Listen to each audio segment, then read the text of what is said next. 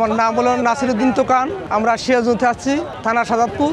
আমরা আসছি গতকাল আসছি। এখন আমাদের গরুটা আমাদের ওই দামটা দিচ্ছে। আমরা 32টা গরু নিয়ে আসছি, এখানে 32টা আছে। এখন এই গরুটার দাম হচ্ছে 1,30,000 দাম বলতেছে। এই সাইজের মোটামুটি 26-27টা গরু আছে।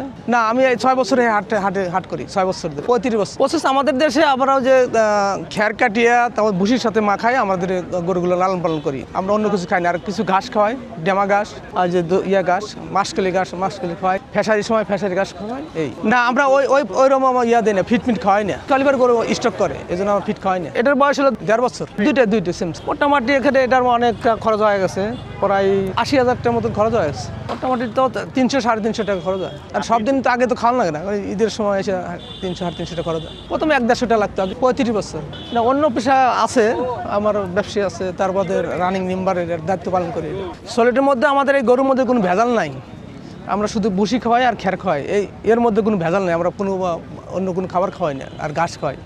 এজন্য এটা হলো একদম সলিড। না, 2,20,000 চাচ্ছে। ওজন আছে, মাংস তার 6 মনের উপরে আছে। এটা আমাদের আইডিয়া আছে। এটা না, মাপি নেই, ওজন দিই। হ্যাঁ, ওরা আমরা দেবো, ওটা আমরা দেবো। আমার মল 0174-999-999। এখন সর্বশেষ এটা 1,90,000 বেঁচে যাবে। আর এটাও একই দাম। দর্শকের ওপর এখন আমরা কালকে হাট আসছি। এই হাটে ধরেন যে অনেক বেচাকেনা হয়। গত বড় 5-6 গাড়ি মাল আনছিলাম, মালটা বিক্রি করে গেছিলাম, ঈদের আগে বিক্রি করে গেছিলাম। এর জন্য ওই আশায় আমরা এই হাটে আসছি।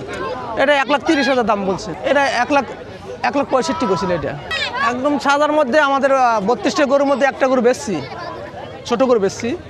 মোটামুটি বাজারের আইডি ভালো বুঝতেছি না। এবার কুরবানির হার মন একটু কম হবে নাকি আল্লাহ, এটা মনে হচ্ছে। আসসালামু আলাইকুম।